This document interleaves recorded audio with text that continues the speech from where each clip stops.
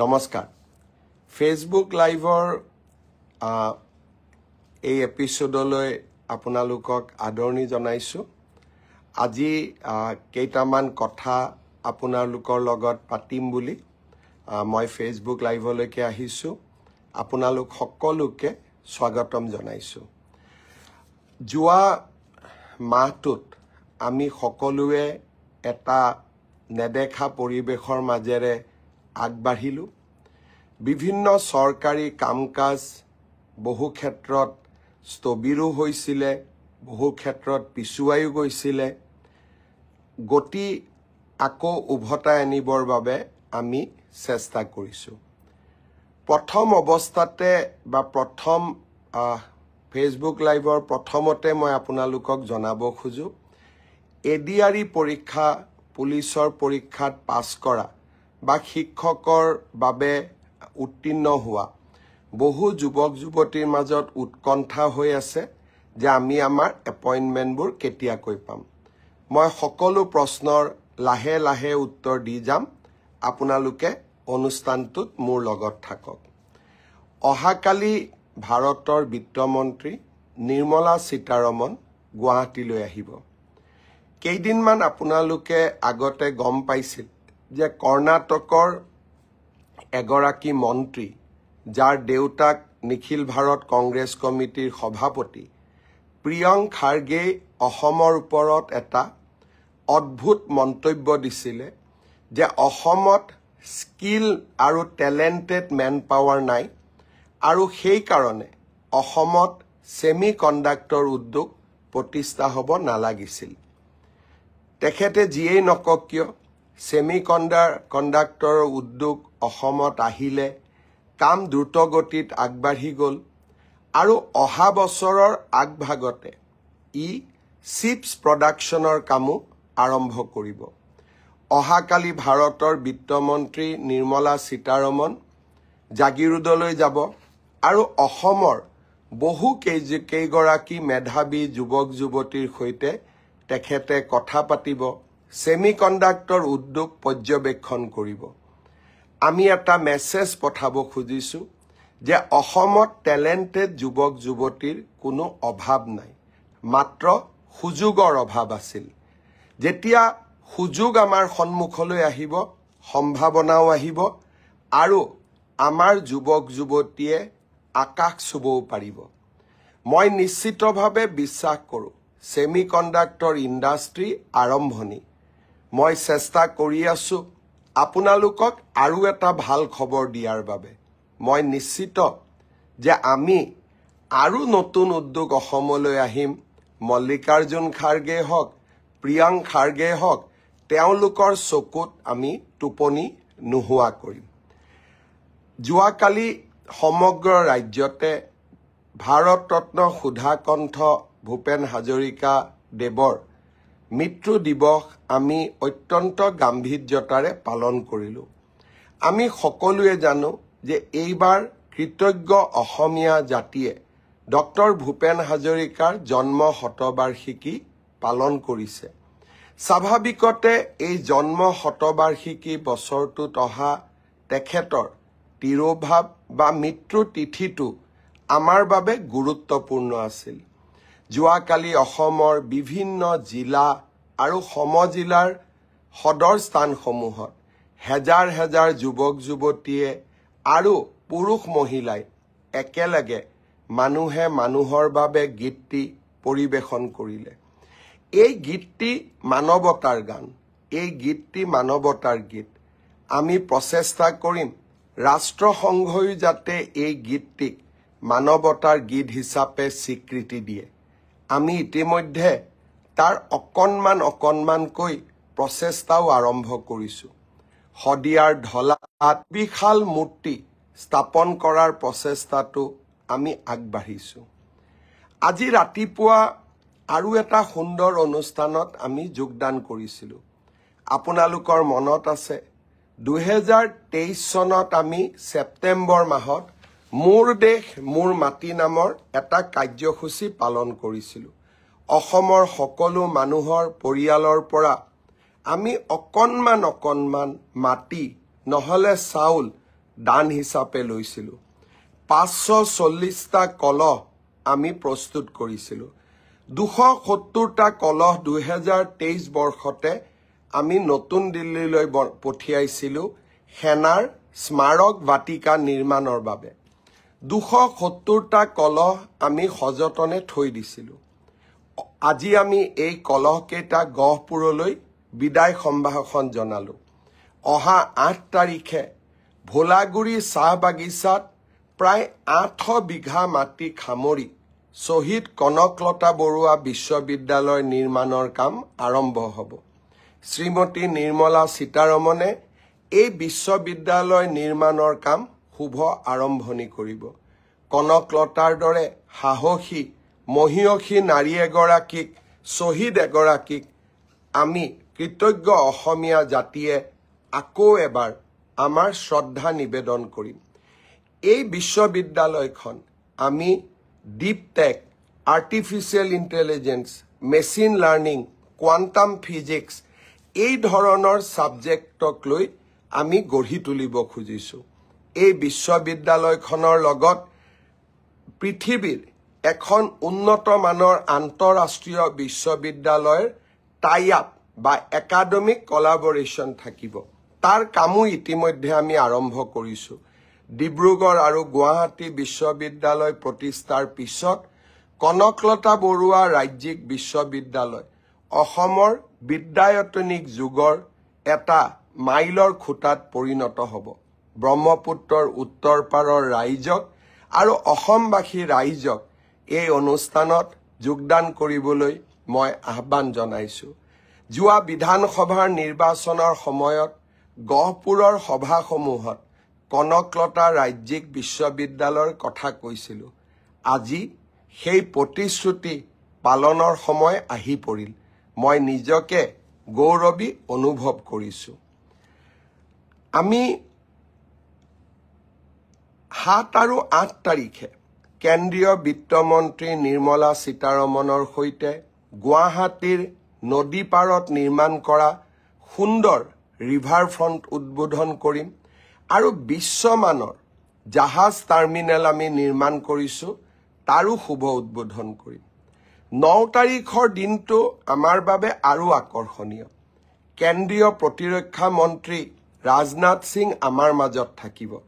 লাচিত ঘাটৰ পৰা এক প্ৰকাৰ ক'ব গ'লে ব্ৰহ্মপুত্ৰৰ 2 পাৰৰ পৰা এয়াৰ ফ'ৰ্ছে আমাক দেখুৱাব এক নতুন পৰীক্ষা। যুদ্ধ জাহাজসমূহ, যুদ্ধ উৰাজাহাজসমূহ, ৰাফেল, সুখৈ সকলোবোৰ গুৱাহাটীলৈ আহিব। 150খন বিমানে এয়াৰ শ্ব' কৰিব। আগতে এয়াৰ শ্ব' বাংগালুৰত অনুষ্ঠিত হৈছিল, ডাঙৰ ডাঙৰ চহৰবিলাকত অনুষ্ঠিত হৈছিল। এতিয়া গুৱাহাটীও সেই স্পেচিয়েল চহৰবিলাকৰ ভিতৰত এখন হ'ব পাৰিছে। মই গুৱাহাটীবাসী আৰু অসমবাসী ৰাইজক 9 তাৰিখৰ এয়াৰ শ্ব'ৰ কাৰণে আমন্ত্ৰণ জনাইছোঁ। যি ৰাফেলে অপাৰেশ্যন সিন্দুৰত পাকিস্তানৰ মাজলৈ গৈ পাকিস্তানৰ বিমানবন্দৰবোৰ ধ্বংস কৰিছিলে, সেই ৰাফেল গুৱাহাটীৰ আকাশত উৰিব। মই সমূহ অসমবাসী ৰাইজক পুনৰ এবাৰ এয়াৰ শ্ব'লৈ আমন্ত্ৰণ জনাইছোঁ। শ্ৰদ্ধাৰ ৰাইজ, অহা 15 তাৰিখে মই লণ্ডনলৈ যাম এদিনৰ বাবে। কিহৰ কাৰণে যাম? কেইটামান দিন আগতে আপোনালোকৰ মনত আছে, মই মহাপুৰুষ শ্ৰীমন্ত শংকৰদেৱে নিৰ্মাণ কৰা বৃন্দাবনী বস্ত্ৰখন অসমলৈ অনাৰ প্ৰয়াস আৰু প্ৰচেষ্টাৰ বিষয়ে আপোনালোকক অৱগত কৰিছিলোঁ। এতিয়া লণ্ডনৰ মিউজিয়াম আৰু অসম চৰকাৰৰ মাজত এখন চুক্তিত স্বাক্ষৰ হ'ব। প্ৰথমবাৰৰ বাবে সেই বৃন্দাবনী বস্ত্ৰখন 6 মাহৰ বাবে আমি অসমলৈ আনিব পাৰিম, যি আমাৰ ঐতিহ্যৰ চানেকি। মহাপুৰুষ শ্ৰীমন্ত শংকৰদেৱে নিজে হাতেৰে বৈ থৈ যোৱা সেই বৃন্দাবনী বস্ত্ৰখন আমাৰ বহু প্ৰজন্মই জীৱনকালত চাব নোৱাৰিলে। মোৰ বহু দিনৰ পৰা আশা আছিলে যে বৃন্দাবনী বস্ত্ৰখন অসমলৈ এদিনৰ কাৰণে হ'লেও আনিব লাগিব। আজি সেই প্ৰচেষ্টাত লাহে লাহে আমি সফল হ'ব ধৰিছোঁ। লণ্ডনলৈ গৈ মই লণ্ডনৰ মিউজিয়ামৰ লগত আলোচনা কৰিম কাপোৰখন অসমত ৰাখিবৰ বাবে কেনেধৰণৰ আমি মিউজিয়াম বনাব লাগিব, কেতিয়া কাপোৰখন বা বস্ত্ৰখন, বৃন্দাবনী বস্ত্ৰখন যি আমাৰ বাবে আধ্যাত্মিক সাধনাৰ প্ৰতীক, তাক আমি কেনেকৈ অসমলৈ আনিব পাৰিম, কেনেকৈ ৰাখিব লাগিব, সেই গোটেই বিষয়বোৰ আলোচনা কৰিম। 16-17 তাৰিখে মই লণ্ডনত থাকিম, এই গোটেই কথাবোৰ আলোচনা কৰিম আৰু 18 তাৰিখে ৰাতিপুৱাই অসমলৈ উভতি আহিম। বৃন্দাবনী বস্ত্ৰও অসমৰ ঐতিহ্যৰ সফুৰাৰ এক অন্যতম অংশ। আপোনালোকৰ মনত থাকিব, আমাৰ চৰকাৰৰ দিনত প্ৰতিগৰাকী অসমৰ প্ৰবাদ প্ৰতিম পুৰুষক আমি বিশ্ব মঞ্চলৈ লৈ যোৱাৰ চেষ্টা কৰিছোঁ। আমাৰ সম্পদসমূহক নতুন প্ৰজন্মৰ মাজত চিনাকি কৰি দিয়াৰ প্ৰচেষ্টা কৰিছোঁ।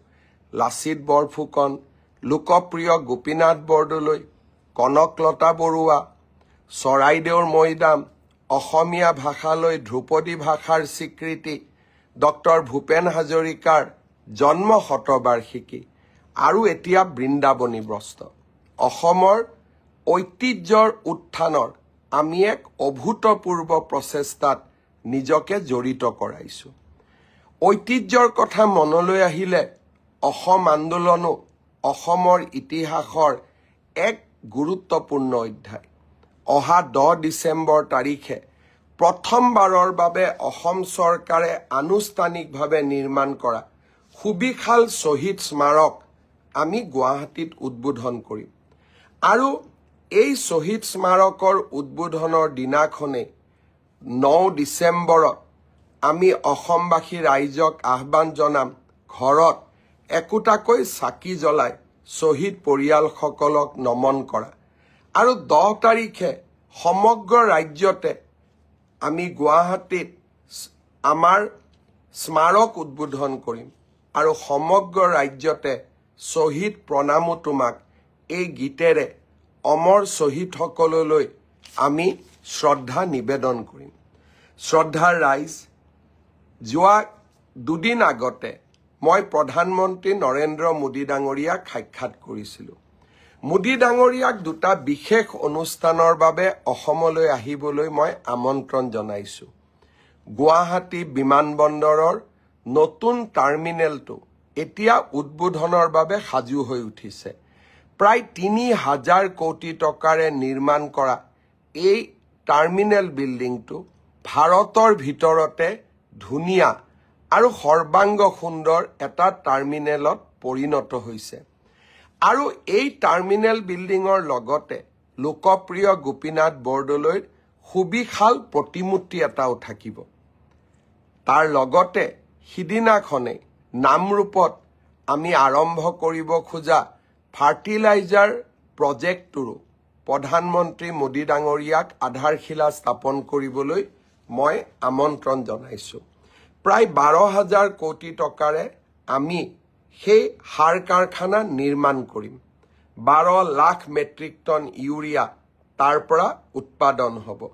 উত্তৰ পূব ভাৰতত ইউৰিয়াৰ অভাৱ দূৰ হ'ব আৰু মেনুফেকচাৰিঙৰ ক্ষেত্ৰত আমি বহু দূৰ আগুৱাই যাম। নুমলীগড় ৰিফাইনেৰী, আমাৰ ইথানেলৰ বায়' ইথানেল কোম্পানী, জাগিৰোডৰ আমাৰ ছেমি কণ্ডাক্টৰ প্ৰকল্প, বিলাচীপাৰাত থাৰ্মেল পাৱাৰ ষ্টেচন 3200 মেগাৱাটৰ আৰু নামৰূপত সাৰ কাৰখানা। লাহে লাহে অসম এখন ঔদ্যোগিক ৰাজ্যলৈ ৰূপান্তৰ হোৱাৰ পথত আগবাঢ়িছে। অভূতপূৰ্ব নিয়োগৰ এখন নতুন ক্ষেত্ৰ খোল খাব। অসম বিকাশৰ গতিৰে নতুন যুগলৈ আগবাঢ়িব। শ্ৰদ্ধাৰ ৰাইজ, এই ডাঙৰ ডাঙৰ আঁচনিবিলাকৰ লগতে আমি সৰু সুৰা কামবিলাকো কৰি থাকোঁ। সৰু সুৰা মানে সৰু সুৰা নহয়, মানুহৰ জীৱনত প্ৰভাৱ পেলাব পৰা কাম, বিশেষকৈ দৰিদ্ৰ আৰু মধ্যবিত্ত সমাজখনলৈ সকাহ দিয়াৰ কাম। বহুদিনৰ পৰা মই দুটা ঘোষণা কৰিছিলোঁ। এটা হৈছে যিসকলে 2025 চনত ডিগ্ৰী বা স্নাতক পৰীক্ষা পাছ কৰিছে তেওঁলোকে যাতে ভৱিষ্যত জীৱনৰ প্ৰতি বাবে সাজু হ'ব পাৰে। অন্তত এটা বছৰৰ বাবে আমি তেওঁলোকক মাহেলী 2500 টকাৰ এটা সৰু প্ৰেৰণামূলক ভাত্তা আগবঢ়াম। ইয়াৰ কাৰণ কি? ডিগ্ৰী পাছ কৰাৰ পিছত দেউতা মাক টকা খুজিবৰ বাবে আমি ভাল নাপাওঁ, কিন্তু লগে লগে চাকৰি এটাও নাপাওঁ। এটা বছৰ নিজক প্ৰস্তুত কৰিবৰ বাবে লাগে। এই নতুন আঁচনিখন আমি যোৱা 1 তাৰিখে আৰম্ভ কৰিছোঁ। পৰ্টেল খোলা আছে। 2025 চনত স্নাতক ডিগ্ৰী উত্তীৰ্ণ হোৱা অসমৰ গভৰ্ণমেণ্ট বিশ্ববিদ্যালয়ৰ পৰা স্নাতক ডিগ্ৰীত উত্তীৰ্ণ হোৱা সকলো যুৱক যুৱতীয়ে মুখ্যমন্ত্ৰীৰ জীৱন প্ৰেৰণা আঁচনিখনৰ বাবে আবেদন জনাব পাৰে। মই আমাৰ যুৱক যুৱতীসকলক এই আঁচনিখনত আবেদন জনাবৰ বাবে আহ্বান জনাম। শ্ৰদ্ধাৰ ৰাইজ, বহুদিনৰ পৰা আলোচনা কৰি আছিলোঁ যে নৰেন্দ্ৰ মোদী ডাঙৰীয়াই আমাক বিনামূলীয়া চাউল দিয়ে, আমি অৰুণোদয় আঁচনি দিওঁ, আৰু মোদী ডাঙৰীয়াই আমাক বছৰত 5 লাখ টকালৈকে বিনামূলীয়া চিকিৎসা গ্ৰহণৰ সুবিধা দিয়ে।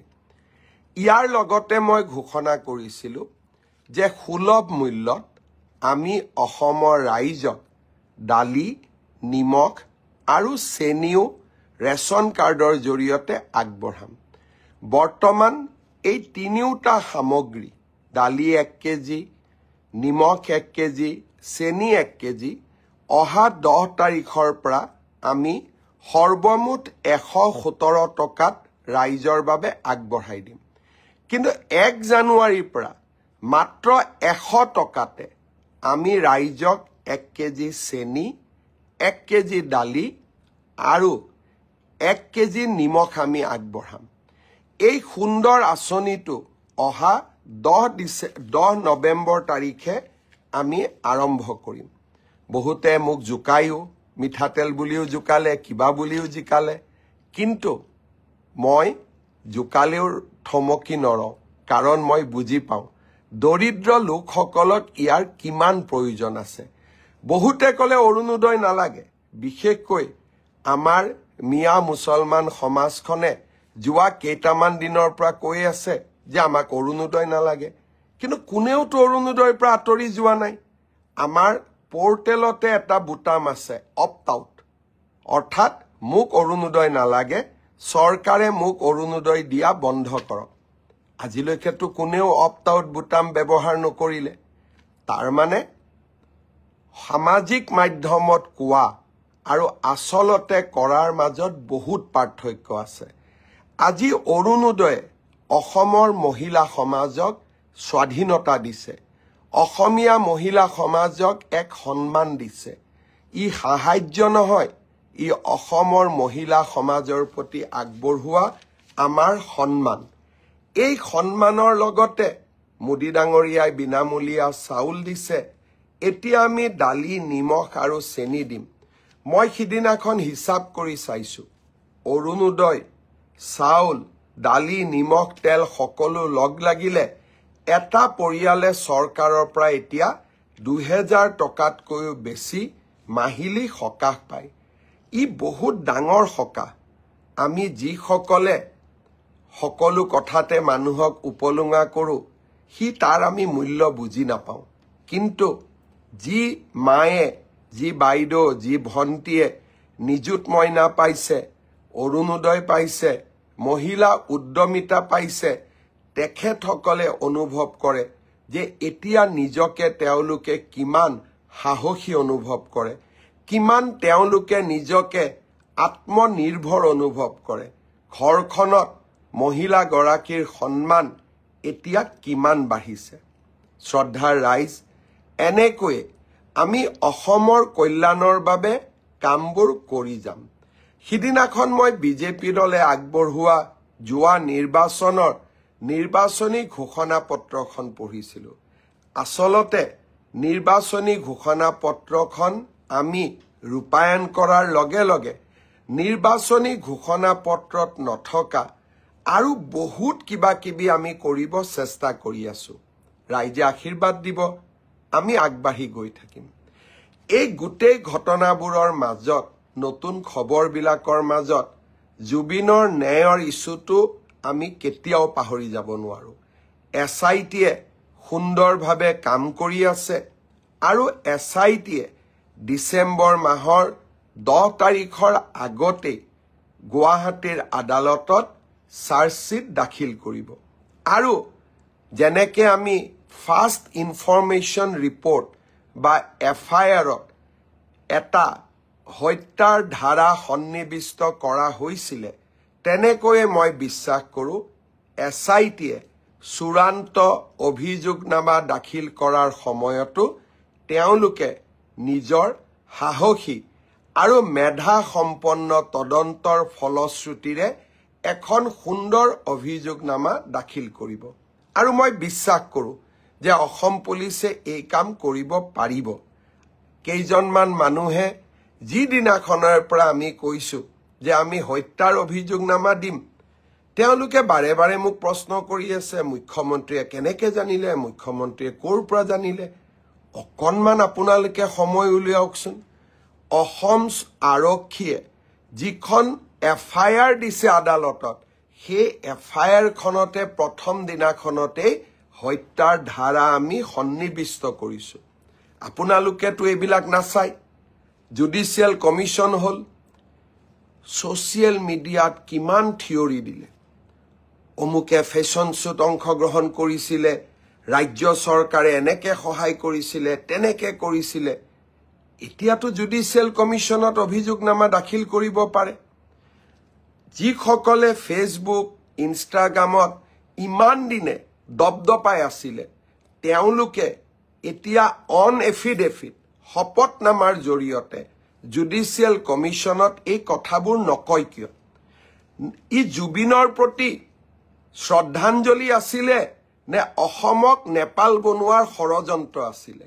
মই ভাবোঁ SITয়ে যিদিনাখনে অভিযোগনামা দাখিল কৰিব, তাৰ পিছত সেইসকলক মই প্ৰশ্ন কৰিম যে জুবিনৰ প্ৰতি আপোনালোকে শ্ৰদ্ধাঞ্জলি জনাব বিচাৰিছিলে নে দৰাচলতে অসমখনক নেপাল বনোৱাৰ ষড়যন্ত্ৰ কৰিছিলে?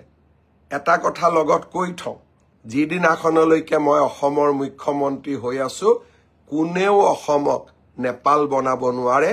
অসম অসম হৈয়ে থাকিব। শ্ৰদ্ধাৰ ৰাইজ, এতিয়া মই নিয়োগলৈকে আহোঁ। যুৱক যুৱতীসকলে অপেক্ষা কৰি আছে। মই এটা এটাকৈ কৈ যাম। সকলো যুৱক যুৱতীয়ে, নিৰ্বাচিত যুৱক যুৱতীসকলে মনোযোগেৰে শুনিব। অহা 6 তাৰিখে ৰাজ্য চৰকাৰৰ শিক্ষা বিভাগে প্ৰাথমিক শিক্ষাৰ শিক্ষক শিক্ষয়িত্ৰীসকলৰ চূড়ান্ত ফলাফল ঘোষণা কৰিব। অৰ্থাৎ আজি এই ঘোষণা কৰাৰ প্ৰক্ৰিয়া সমাপ্ত হ'ব। 9 তাৰিখে, আকৌ এবাৰ মই কৈছোঁ যে 9 তাৰিখে আমি প্ৰাথমিক বিদ্যালয়ৰ শিক্ষক শিক্ষয়িত্ৰীসকলক নিয়োগ পত্ৰ প্ৰদান কৰিম। তাৰ পিছতেই আমি নৱেম্বৰ মাহৰ ভিতৰতে পুলিচ কনিষ্টবলসকলক নিযুক্তি দিয়াৰ ব্যৱস্থা কৰিম। পুলিচ কনিষ্টবলসকলক নিযুক্তি দিয়াৰ পিছদিনাখনেই আমি অন্তত আৰু 4,000 আৰক্ষী পদৰ বাবে আবেদন পত্ৰও আহ্বান কৰিম। অৰ্থাৎ নিযুক্তিৰ পৰম্পৰা আমি চলাই ৰাখিম, যাতে অসমৰ যুৱক যুৱতী কেতিয়াও আশাহত হ'ব নালাগে। এডিআৰই 3য় বৰ্গ আৰু 4ৰ্থ বৰ্গ, এই পৰীক্ষাৰ এটা প্ৰক্ৰিয়া আছে। ৰিজাল্ট দিয়াৰ পিছত আমি লটাৰী বা ৰেণ্ডমাইজেশ্যনৰ জৰিয়তে ডিপাৰ্টমেণ্টসমূহ আবণ্টন কৰিব লাগে। ডিপাৰ্টমেণ্টসমূহ আবণ্টন কৰাৰ পিছত ডাইৰেক্টৰেটবিলাক আবণ্টন কৰিব লাগিব। আৰু ডাইৰেক্টৰেটবিলাক আবণ্টন হোৱাৰ পিছত আমি তেওঁলোকক ইণ্ডিভিজুৱেল পোষ্টিং দিব লাগিব। এই প্ৰক্ৰিয়াটোত 30টা দিনৰ প্ৰয়োজন হয়। মই আগতেই কৈছোঁ, যোৱা মাহত আমি কোনেও কাম কৰিব পৰা নাছিলোঁ। মই চেষ্টা কৰিছোঁ নৱেম্বৰৰ শেষত নহ'লে ডিচেম্বৰৰ প্ৰথম ভাগতে এডিআৰিৰ 4ৰ্থ আৰু 3য় বৰ্গৰ আমি নিযুক্তি পত্ৰসমূহ বিতৰণ কৰিম। প্ৰক্ৰিয়াটো চলি আছে, প্ৰক্ৰিয়াটো চলিব দিয়ক, কাৰণ এই প্ৰক্ৰিয়াটো স্বচ্ছ হোৱাৰ প্ৰয়োজনীয়তা আছে। এইখিনি সময়ৰ মাজতে আমি পোষ্ট গ্ৰেজুৱেট আৰু গ্ৰেজুৱেট টিচাৰৰো নিযুক্তিৰ কাম হাতত ল'ম। আপোনালোকে দিয়া অপশ্যন অনুসৰি আপোনালোকক যাতে আমি নিযুক্তি দিব পাৰোঁ, তাৰ বাবে শিক্ষা বিভাগে ইতিমধ্যে কাম হাতত লৈছে। মই খুব সোনকালে আপোনালোকক নিযুক্তিৰ তাৰিখটো জনাম। স্বাস্থ্য বিভাগৰ নিযুক্তিও এই মাহতে আমি প্ৰদান কৰিম। চাহ বাগিচাৰ সমাজখনৰ বাবে আমি 3% এইবাৰ চৰকাৰী চাকৰিত আৰক্ষণ কৰিছিলোঁ।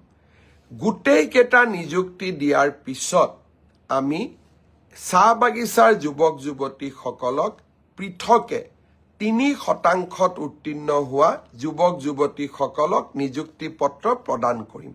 অৰ্থাৎ অহা 9 তাৰিখে আমি চাহ বাগিচাৰ যুৱক যুৱতীসকলক বাদ দি সকলোকে আমি নিযুক্তি দিম। গোটেইখিনি নিযুক্তি পত্ৰ আমি একেলগ কৰি ডিচেম্বৰ বা নৱেম্বৰ মাহত সকলো চাহ বাগিচাৰ যুৱকক গুৱাহাটীলৈ মাতি আনি আমি একেলগে নিযুক্তি দিম, যাতে ই সমাজখনত এটা সচেতনতাৰ সৃষ্টি কৰিব পাৰে। অৰ্থাৎ মই উত্তীৰ্ণ হোৱা যুৱক যুৱতীসকলক অনুৰোধ কৰিম যে আমি নৱেম্বৰ মাহ আৰু ডিচেম্বৰ মাহৰ প্ৰথম ভাগতে আমি নিযুক্তিৰ প্ৰক্ৰিয়া সম্পূৰ্ণ কৰিম। আপোনালোকে আমাক নিশ্চিতভাৱে সহযোগ কৰি যাব। ইয়াৰ মাজতে অসমলৈ গৃহমন্ত্ৰী অমিত শ্বাহ ডাঙৰীয়াও আহিব। বটদ্ৰৱাত মহাপুৰুষ শ্ৰীমন্ত শংকৰদেৱৰ জন্মভূমিখন আমি অতিব সুন্দৰ কৰি আকৌ এবাৰ সজাই পৰাই তুলিছোঁ। প্ৰায় 200 কোটি টকাৰে নিৰ্মাণ কৰা এটা সুন্দৰ প্ৰকল্প গৃহমন্ত্ৰী ডাঙৰীয়াই বৰদোৱাত উদ্বোধন কৰিব। গুৱাহাটীত মোৰ এটা মনৰ সৰু বহুত দিনৰ মনত লুকাই থকা সৰু কথা এটা মই ক'ব খোজো।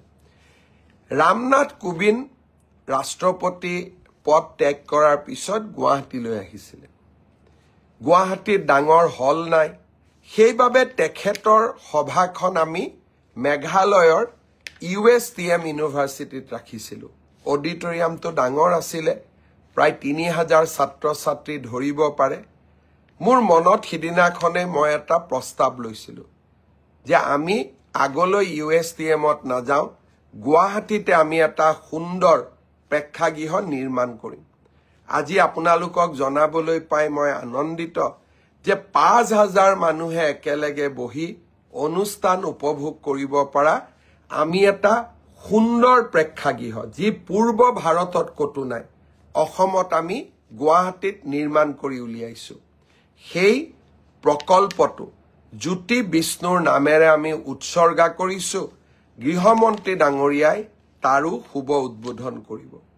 ইয়াৰ মাজতে আপোনালোকে ভাল ভাল খবৰবোৰ পায়ে আছে। আজি বোলে কালি কাজিৰঙাত এলিভেটেড কৰিডৰ, কালি বোলে পলাশবাৰীত নতুন IIM। এই ধৰণৰ ভাল খবৰবিলাক আমালৈ আহি থাকিব আৰু মই খবৰবিলাক আপোনালোকলৈকে দি যাম, কাৰণ মই আশা ভৰা এখন অসমৰ সপোনবিলাক আপোনালোকৰ মাজত বিলাব খোজো। আৰু অকল সপোনেই নহয়, যেতিয়া টানেলৰ কথা কৈছিলোঁ গহপুৰ আৰু গোলাঘাটৰ মাজত মানুহে মোক হাঁহিছিলে। ছেমি কণ্ডাক্টৰৰ কথা কওঁতে অকল অসমে মোক হাঁহা নাছিল, কৰ্ণাটকেও মোক হাঁহিছিলে। কাজিৰঙাৰ এলিভেটেড কৰিডৰৰ কথা কওঁতে তেতিয়াও হাঁহিছিলে। কিন্তু মোক কৰা উপলুঙাবিলাকে মোক অদ্ভুত সাহস দিয়ে আৰু কিবা এটা নতুন কৰি দেখুৱাবৰ বাবে মোৰ মনত সংকল্পৰ সৃষ্টি কৰে। সেইবাবে মই অকল সপোনেই নেদেখুৱাওঁ, সপোনক পম খেদি সপোন বাস্তৱত ৰূপায়ণ কৰাৰ বাবে প্ৰচেষ্টাও কৰোঁ আৰু বহু পৰিমাণে অসমৰ ৰাইজৰ আশীৰ্বাদত আৰু নেদেখাজনৰ আশীৰ্বাদত সফলো হওঁ আৰু সফল হৈ থাকিম, কাৰণ আপোনালোকৰ আশীৰ্বাদ সদায় মোৰ শিৰত আছে। বহুতে ভাবিছিল উচ্ছেদ বন্ধ হৈ যাব নেকি।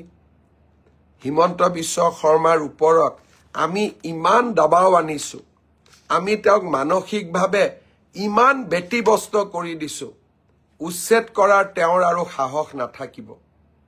চিন্তা কৰাটো ভুল নাছিল, নেপাল বনোৱাৰ ষড়যন্ত্ৰটোও ভুল নাছিল, কিন্তু আপোনালোকক মই জনাব খুজিছোঁ যে আপোনালোকক মই সন্তুষ্ট কৰিব নোৱাৰিলোঁ। অহা 9 আৰু 10 তাৰিখে গোৱালপাৰা জিলাৰ দহিকটা বনাঞ্চলত উচ্ছেদ অভিযান আৰম্ভ হ'ব। 1000 বিঘা বনভূমি আমি উচ্ছেদ কৰিম আৰু আমি অসমবাসী ৰাইজৰ বন সম্পদ ৰক্ষাৰ যুদ্ধখন চলাই যাম। পুনৰ এবাৰ আপোনালোকক ধন্যবাদ জনালোঁ আৰু যেতিয়াই নতুন খবৰ থাকিব ফেচবুক লাইভ লৈ আপোনালোকৰ মাজত আহিম।